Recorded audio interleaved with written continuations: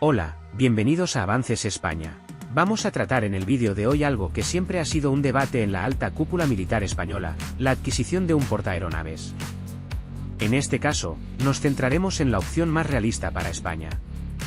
La de un portaaviones ligero. En las décadas posteriores a la Segunda Guerra Mundial, el número de portaaviones ligeros disminuyó progresivamente, convirtiéndose en la opción para aquellas armadas que no podían permitirse mantener verdaderos portaaviones de flota. Esta tendencia se acentuó aún más tras el fin de la Guerra Fría, con la retirada de muchos de los últimos ejemplares aún en servicio. Ahora, con un nuevo escenario de competencia entre grandes potencias, donde la supremacía naval ya no está garantizada para los Estados Unidos y sus aliados, y ante la dificultad de operar una mayor cantidad de superportaaviones de las clases Nimitz y Gerald R. Ford, el concepto de portaaviones ligero está recobrando gran parte de su atractivo. Además, no solo por la posibilidad de que algunos socios de los Estados Unidos accedan al F-35B, sino como plataforma desde la cual se pueden operar drones de ala fija. Portaaviones ligeros. En este contexto, su misión principal sigue siendo la misma que la de los portaaviones de flota, es decir, proyectar poder aeronaval, pero a una escala más reducida. También asumen misiones secundarias dependiendo de la armada a la que pertenezcan. Por ejemplo, para los Estados Unidos podrían ser útiles en teatros secundarios o para aumentar temporalmente el número de aparatos disponibles en apoyo de los CVN. Su longitud, ancho y desplazamiento son considerablemente menores, rondando entre el 25 y 50% respecto a los superportaaviones estadounidenses. Naturalmente, la cantidad de aviones que pueden embarcar es inferior. Aunque no siempre ha sido así, como en el caso de los antiguos Clemenceau y Foch franceses, equipados con catapultas, generalmente recurren a aviones con capacidad de despegue corto y aterrizaje vertical. Esta limitación de tamaño no solo reduce el ritmo de las operaciones, sino que obliga a renunciar a algunas capacidades, como los aviones de alerta temprana. Además, necesitan escolta para su protección. Este era el caso de la Armada Española en tiempos del desaparecido Grupo Alfa, compuesto por el portaaviones Príncipe de Asturias y la 41ª Escuadrilla de Escoltas. No obstante, son plataformas versátiles que permiten proyectar poder aeronaval, ofrecen capacidades antisubmarinas y antibuque, y posibilitan el lanzamiento de misiones de patrullaje aéreo de combate, apoyo aéreo cercano, por ejemplo, en desembarcos anfibios o en supresión de defensas aéreas enemigas, todo ello a un coste inferior al de sus hermanos mayores. Portaaviones de escolta. En este caso, la premisa básica era ahorrar tiempo y dinero. Su función, mientras fueron utilizados, era escoltar a convoys, fuerzas anfibias, entre otros. Alcanzaron su apogeo durante la Segunda Guerra Mundial, y para su construcción se recurrió a diversos métodos, como el uso de cascos de barcos de transporte civiles para reducir costos. Dado que surgieron en un contexto muy particular, una vez finalizado el conflicto, la mayoría fueron retirados, ya que presentaban problemas importantes como la falta de velocidad y debilidad estructural debido a su origen civil. Por supuesto, esta es una clasificación general que podría hacerse de muchas otras formas, por ejemplo, tomando en cuenta cómo despegan y aterrizan los aparatos. Al fin y al cabo, existen múltiples casos difíciles de encajar claramente en una categoría, empezando por el mismo almirante Kuznetsov, los Liaoning y Shandong chinos, o el Vikramaditya indio, muy similares al primero. También está la clase Queen Elizabeth británica. Todos estos buques tienen un desplazamiento mayor que el de los portaaviones ligeros tradicionales, siendo incluso más grandes en longitud, ancho y desplazamiento que el mismo Charles de Gaulle francés. En el caso británico, si no son portaaviones de tipo catobares por circunstancias económicas imprevistas, ya que el proyecto original contemplaba el uso de catapultas, algo a lo que tuvieron que renunciar por motivos puramente financieros. Además, muchos portaaviones fueron diseñados para misiones específicas, como la guerra antisubmarina, pero con el cambio en el entorno estratégico y operativo, adaptaron su rol a nuevas misiones, como fue el caso de nuestro Príncipe de Asturias, concebido originalmente en Estados Unidos como un portaaviones de escolta, pero utilizado por la Armada Española para misiones de guerra antisubmarina, apoyo aéreo en operaciones de desembarco, entre otras. Estos cambios y la continua evolución no son algo fuera de lo común. No debemos olvidar que la historia de los portaaviones fue bastante compleja en sus inicios, con experimentos de todo tipo, como modificar otros buques de guerra o utilizar hidroaviones que eran lanzados y recuperados del mar mediante grúas. El concepto se perfeccionaría durante el periodo de entreguerras, y especialmente gracias a las lecciones aprendidas en la Segunda Guerra Mundial, alcanzando su punto máximo con la clase Forrestal y sus sucesores hasta nuestros días. A lo largo del tiempo, el diseño de los portaaviones, incluso los ligeros, aumentó tanto en tamaño como en complejidad, llegando a su máxima expresión con la clase Ford, que está próxima a entrar en servicio. Los ingenieros, buscando cumplir con las demandas de los marinos y aviadores, se han esforzado por diseñar buques más adecuados en cuanto a velocidad, autonomía y resistencia estructural, pero sobre todo en cuanto al número de misiones que pueden lanzar, la variedad de aeronaves que pueden operar y la capacidad de sostener las operaciones durante largos periodos de tiempo. Esto ha llevado a un crecimiento continuo en el desplazamiento y la complejidad de los buques. Estos cambios han estado íntimamente relacionados con la evolución paralela de las alas embarcadas, marcada por fenómenos como la incorporación de equipos electrónicos de todo tipo, radares más grandes, pads, comunicaciones. La necesidad de transportar una gama más amplia de armamento. Los cambios en la propulsión, ya que con la llegada de los aviones a reacción aumentaron los requisitos de almacenamiento de combustible, el tamaño de los hangares y el equipo necesario para su mantenimiento. Estos conceptos se entienden mejor con ejemplos concretos. Mientras que un Mitsubishi A6M Zero tenía una longitud de 9,06 metros y un peso máximo de despegue de 2.796 kilogramos, los actuales Boeing FA-18 Super Hornet de la Marina de Estados Unidos tienen una longitud de 18,3 metros y un peso máximo al despegue de 21.320 kilogramos. En el caso de los Sukhoi Su-33 rusos, estas cifras llegan hasta los 21,94 metros de longitud y 33.000 kilogramos de peso máximo al despegue. A su vez, mientras que un caza Zero podía llevar dos bombas de 60 kilogramos o una de 250 kilogramos, un Super Hornet tiene 11 puntos de anclaje y puede cargar diversas configuraciones de bombas y misiles, con una capacidad total de 8.050 kilogramos, es decir, 32 veces más. Manejar esta complejidad no ha sido fácil y ha obligado a introducir modificaciones en aparatos más grandes, como el sistema de plegado de las alas que facilita las operaciones a bordo, uso de ascensores, almacenamiento. Adaptar el tamaño de los buques para poder operar una cantidad adecuada de aeronaves, lo que ha afectado directamente el tamaño. Esto se aprecia claramente en la evolución de los portaaviones estadounidenses CV y CVN, que han pasado de las 45.000 toneladas de la clase Midway a las 83.000 toneladas de la clase Kitty Hawk, 94.700 toneladas del Enterprise y alrededor de 100.000 toneladas de las clases Nimitz y Gerald R. Ford. Apostar por aviones con despegue y aterrizaje vertical o corto, como los British Aerospace Sea Harrier y sus desarrollos posteriores, como el McDonnell Douglas AV-8B Harrier II en Occidente.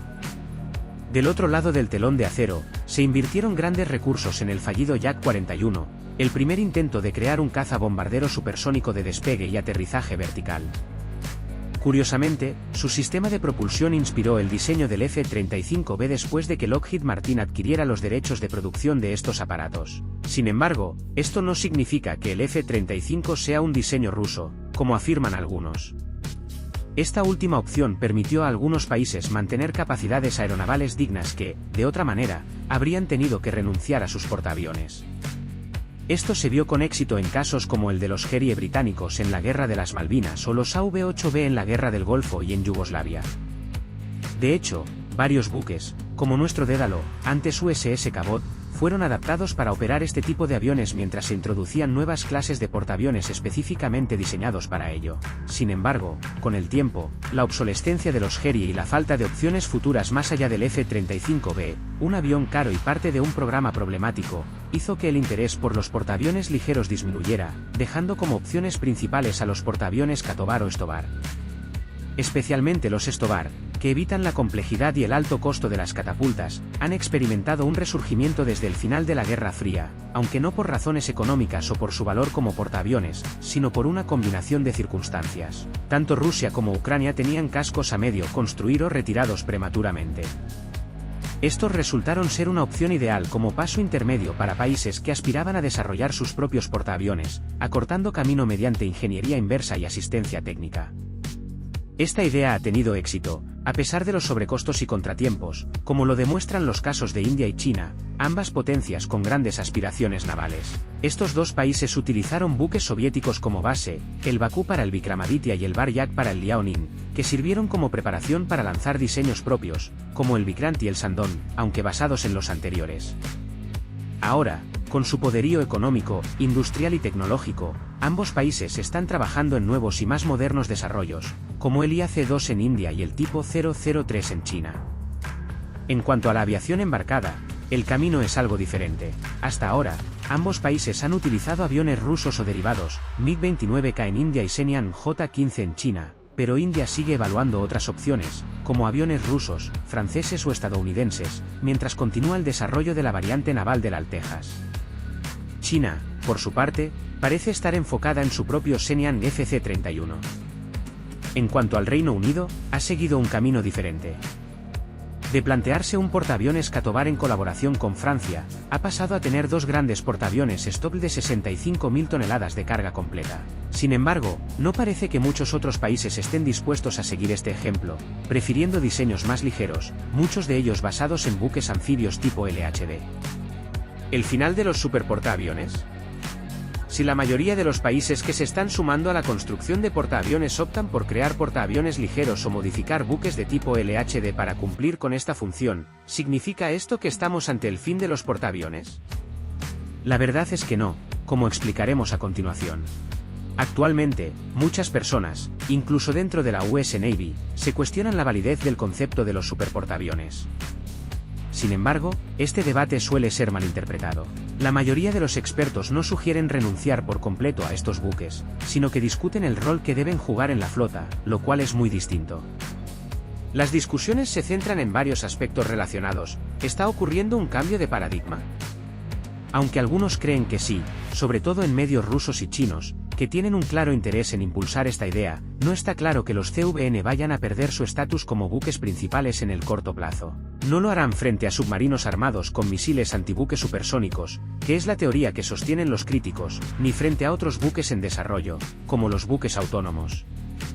Se dice a menudo que los submarinos son más difíciles de detectar y hundir, pero quienes afirman esto podrían estar basándose en información desactualizada, ya que las capacidades de guerra antisubmarina, ASW, han disminuido en los últimos años, aunque están recuperándose rápidamente, lo que eliminaría en gran parte esa ventaja percibida. Un ejemplo interesante, aunque debe tomarse con precaución, es que durante la Segunda Guerra Mundial la US Navy perdió 52 de sus 263 submarinos, lo que representa el 19,8%. En el caso de los portaaviones, incluyendo portaaviones ligeros y de escolta, se perdieron 15 de 99, es decir, el 15,2%. Otros factores a tener en cuenta son la incapacidad de los submarinos para ejercer dominio positivo del mar, ofrecer alerta temprana o apoyar operaciones de desembarco, además de su limitada capacidad de reparación a bordo. Los submarinos tienen una tripulación reducida, no cuentan con grandes talleres ni espacio para repuestos, lo que limita las capacidades de reparación. Además, la resistencia estructural de los submarinos es menor, y siguen enfrentando problemas importantes, como las dificultades para comunicarse, lo que les impide desempeñar el rol de buques de mando. ¿Sería posible hacer lo mismo con menos riesgo si se optara por más buques de menor tamaño? En este caso, se trataría de sustituir, por ejemplo, los 11 portaaviones que actualmente están en servicio en la US Navy por una combinación de portaaviones grandes y ligeros. Por ejemplo, se podría hablar de 6 portaaviones grandes y 18 portaaviones ligeros, entre otras combinaciones posibles. A simple vista, parecería lógico pensar que más buques podrían operar el mismo número de aviones, multiplicando los desafíos para el enemigo al ofrecer más blancos y permitiendo operar desde diferentes posiciones. Además, si uno de los buques resulta dañado, las operaciones podrían continuar. Sin embargo, la respuesta real, que es menos intuitiva, es no. Hay una diferencia muy grande en las capacidades entre una opción y otra. Los portaaviones ligeros pueden operar menos aviones, y estos aviones tienen un alcance y capacidad de armamento más limitados, ya que no se pueden lanzar con catapultas. Además, el número de salidas diarias que se pueden realizar es menor, especialmente si las operaciones deben sostenerse en el tiempo. Incluso duplicando el número de portaaviones ligeros en relación con los superportaaviones, se perderían capacidades importantes, como el radio de acción, que es determinante. Además, los buques más pequeños son más vulnerables y requerirían una escolta similar a la de un CVN actual, lo que incrementaría la necesidad de más destructores o fragatas, elevando el costo total. El gran problema de este debate no se centra tanto en la utilidad presente o futura de los superportaaviones, sino en los recursos necesarios para maximizar su letalidad y supervivencia. Esto es crucial al considerar que estamos regresando a un escenario de competencia cercana a la paridad, donde la US Navy no tendrá la misma libertad con la que operó en los años 90, como ocurrió durante la tercera crisis del estrecho de Taiwán, cuando pudieron enviar 3 portaaviones a la zona sin oposición. Es en este contexto donde los portaaviones ligeros juegan un papel importante como complemento, ya que pueden realizar operaciones de distracción, mantener presencia aeronaval en áreas secundarias e incluso reforzar, si es necesario, a los superportaaviones durante sus operaciones, sumando sus aviones a los de estos. El mismo concepto impulsa la construcción de fragatas de la clase Constellation como complemento a los destructores Arleigh Burke y los cruceros Ticonderoga. También motiva el aumento del armamento de los buques LCS o la construcción de buques autónomos, en línea con el concepto de letalidad distribuida, el cual lleva a los grupos de ataque de portaaviones a operar detrás de los grupos de acción de superficie para lograr el control ofensivo del mar. La idea central de la letalidad distribuida, más allá de sus objetivos de lograr el control ofensivo del mar, dominar la guerra de salvas y la guerra electrónica, es la de multiplicar los problemas que enfrenta el enemigo. Si se aumentan significativamente las plataformas desde las que se pueden lanzar ataques, las capacidades de reconocimiento, mando y control del adversario se verán desbordadas, y la efectividad de sus misiles balísticos y antibuques no será suficiente. En términos simples, si en lugar de atacar desde 3 plataformas lo hacemos desde 15, será mucho más difícil derribarlas todas, y las posibilidades de ser atacados desde direcciones inesperadas aumentarán. Esto obligará al enemigo a dividir sus esfuerzos para protegerse, y cualquier planificación ofensiva se verá limitada por la dificultad de controlar tantos objetivos importantes. En este escenario, la discusión sobre la proporción entre portaaviones de flota y portaaviones ligeros es clave. Lamentablemente, este no es solo un debate técnico basado en simulaciones, sino que está influido por factores políticos. Estos incluyen la necesidad de distribuir la carga de trabajo entre diferentes astilleros, las diversas opiniones sobre la defensa, que afectan los presupuestos disponibles, y el mensaje que se desea enviar a aliados y enemigos, posiblemente para evitar una carrera armamentística que parece estar en marcha en regiones como el sudeste asiático. Para los estadounidenses, el desafío es cómo desplegar un número suficiente de portaaviones ligeros sin afectar demasiado a la US Navy, y preferiblemente sin reducir el número de superportaaviones, ya que reemplazarlos con más portaaviones ligeros sería una falsa economía. Es aquí donde entran los buques ya en servicio que pueden adaptarse a esta función, los nuevos diseños, los aliados y el uso de aviones no tripulados, tema que trataremos a continuación. Portaaviones ligeros y drones. Cuando pensamos en portaaviones, generalmente nos imaginamos aviones como el Super Hornet o el Sub-33 despegando de sus cubiertas. Incluso, los más nostálgicos recordarán el F-14 Tomcat, famoso por su belleza. Aunque los F-35B y F-35C tienen un diseño impresionante, siguen siendo aviones tripulados. Sin embargo, en los últimos años, el uso de sistemas autónomos en el campo de batalla ha avanzado, especialmente en el ámbito aéreo, y esto comienza a reflejarse en los portaaviones. Un ejemplo clave es el MQ-25 Stingray de Boeing, que recientemente logró repostar aviones en vuelo por primera vez. Aunque por ahora solo puede operar desde los superportaaviones de la US Navy, es probable que en el futuro se desarrollen versiones o variantes específicas que puedan operar desde portaaviones ligeros, LHA, LHD, y otros buques. Además del MQ-25, hay otros proyectos en marcha que podrían transformar el uso de los portaaviones ligeros. Un caso destacado es Turquía, que tras ser excluida del programa F-35 debido a la compra de sistemas antiaéreos S-400 de origen ruso, ha comenzado a trabajar en la adaptación de drones UCAV para operar desde su LHD, el TCG Anadolu. En los últimos meses, hemos visto imágenes de drones TB-2 de la empresa Baykar a bordo del Anadolu. No obstante, estos drones no pueden compararse con los cazabombarderos tripulados actuales. Su capacidad de carga útil es limitada, lo que afecta tanto la cantidad de armamento que pueden transportar como la calidad de los equipos que llevan. Además, su velocidad, maniobrabilidad y techo de servicio son inferiores, lo que los convierte en blancos relativamente fáciles en conflictos de alta intensidad. A pesar de estas limitaciones, representan un avance prometedor en la proyección del poder aeronaval, especialmente en campañas donde Turquía deba apoyar desde el mar, como ya se ha visto en Libia. La nueva generación de portaaviones ligeros. En los últimos años, el mercado de los portaaviones ligeros, si es que puede llamarse así, considerando que el único modelo de nueva construcción que se ha logrado exportar fue el HTMS Chakrina 9, construido por Navantia en los años 90 para la Armada de Tailandia, ha estado creciendo considerablemente. Cada vez son más los países interesados en este tipo de buques, y si hasta ahora la mayoría de las transacciones se centraban en barcos de segunda mano, esto parece que cambiará pronto. Sin ir más lejos, el Reino Unido está haciendo grandes esfuerzos para exportar el diseño de sus portaaviones Queen Elizabeth, algo que ha intentado con India y también con Corea del Sur. No es descabellado pensar que, al menos, termine por licenciar parte de la tecnología para su implementación en otros buques. Buena parte del auge de los portaaviones ligeros se debe a la expansión de la Armada del Ejército Popular de Liberación de China. Por ejemplo, en octubre de 2019, un buque de asalto de la US Navy, el USS America, navegó hacia el Pacífico con al menos 13 cazas Lockheed Martin F-35B Lightning II a bordo, pertenecientes al Cuerpo de Marines. Fue un primer paso en el esfuerzo tanto de la US Navy como del Cuerpo de Marines de Estados Unidos para desarrollar nuevos procedimientos y tácticas con estos cazas de quinta generación. También fue una forma de recuperar parte del conocimiento perdido desde que los portaaviones ligeros, que antes eran numerosos, fueron retirados gradualmente. Este es solo un primer paso mientras se sigue evaluando el papel que podrían tener estos portaaviones en la flota y cuál sería el diseño más adecuado. Mientras se toma una decisión definitiva, la necesidad de aumentar el número de plataformas con cazabombarderos furtivos sigue presente, y en esa dirección van todos los esfuerzos, promoviendo acuerdos estratégicos entre planificadores estadounidenses, japoneses, surcoreanos y australianos. Es evidente que la decisión de Japón y Corea del Sur de adquirir cazas F-35B está relacionada con el interés de Estados Unidos en que sus principales aliados en la contención de China cuenten con aviación naval embarcada e interoperable con la propia.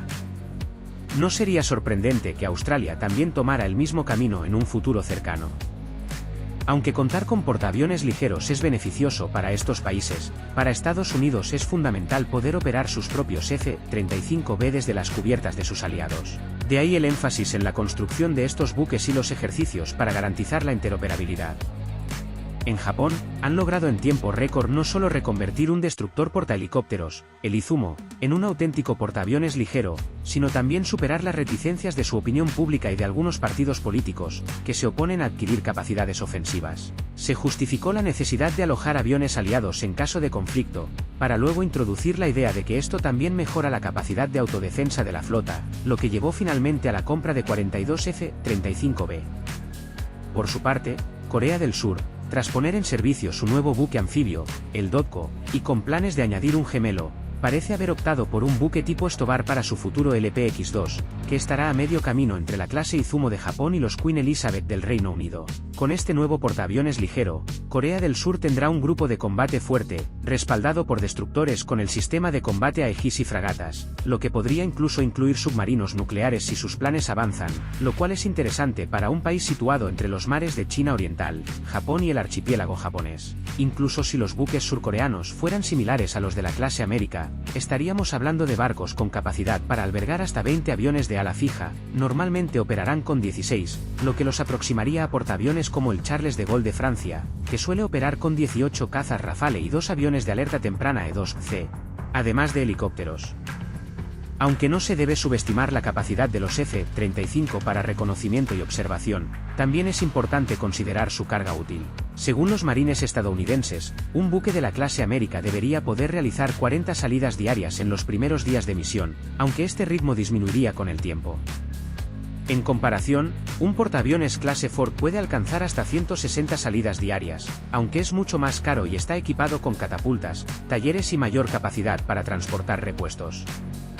Además de Japón y Corea del Sur, otros países también podrían sumarse pronto al club de operadores de portaaviones ligeros. En Australia, la presión para adquirir verdaderos portaaviones, más allá de los 2 LHD gemelos del BPE construidos por Navantia, sigue creciendo. Incluso Rusia, aunque ha presentado numerosos proyectos de portaaviones de gran tamaño similares a los CVN estadounidenses, podría decantarse por una opción más versátil y razonable, a medio camino entre un portaaviones tradicional y los LHD que tienen construcción, aunque la falta de aviones Stoll les pone en desventaja, obligándolos a utilizar sistemas Stobar. Por último, no podemos dejar de mencionar a Italia, que recientemente envió su portaaviones, el Cavour, a los Estados Unidos para obtener la certificación que le permite operar con los F-35B. Este buque, junto al Trieste, que está en construcción y tendrá 33.000 toneladas de desplazamiento, será clave en la estrategia italiana del Mediterráneo infinito, en la que los F-35B jugarán un papel fundamental. Conclusiones. El futuro parece pertenecer a los portaaviones ligeros. En un mundo donde solo Estados Unidos y China pueden permitirse los costosos supercarriers, y donde países como Francia mantendrán portaaviones de propulsión nuclear, pero a costa de tener una sola unidad de menor tamaño, la alternativa debe ser otra. El caso del Reino Unido, sin importar el resultado que den los Queen Elizabeth, no es representativo, ya que el proyecto ha estado afectado desde el principio por los constantes cambios en la estrategia británica. Hemos mencionado los casos de Japón, Corea del Sur e Italia, que son bastante tradicionales, pero es difícil imaginar que el aumento de estos buques en servicio se detenga aquí. Por el contrario, cada vez hay más razones para que otros países se sumen a esta tendencia, como podría ser el caso de Australia. En pocos años, es posible que países como Brasil, que ya tuvo portaaviones en el pasado, decidan volver a contar con ellos. Incluso otros países, como Egipto, podrían transformar los LHD que ya tienen en una especie de portaaviones ligeros, adoptando drones como aviones de ala fija. Al fin y al cabo, Brasil busca ser la potencia dominante en América del Sur, excluyendo siempre a Estados Unidos, mientras que Egipto está en una competencia estratégica con Turquía, lo que los obliga a seguir el ritmo de Ankara también en este ámbito. Sin duda, será un futuro emocionante. Un futuro, además, en el que, como ocurrió al inicio de la era de los portaaviones, habrá muchos intentos de innovar, con nuevos conceptos de portaaviones a medida que los drones sigan evolucionando. En relación con esto, los avances que puedan hacer China con sus LH de tipo 076 o Turquía con su TCG Anadolu son solo el comienzo de un largo proceso. Se necesitará tiempo, esfuerzo y mucho dinero para encontrar la solución ideal, pero los primeros pasos ya se han dado. Hasta aquí el vídeo de hoy, soldados. Ya sabéis que podéis estar atentos al canal para estar enterados de las últimas noticias de defensa. Un saludo.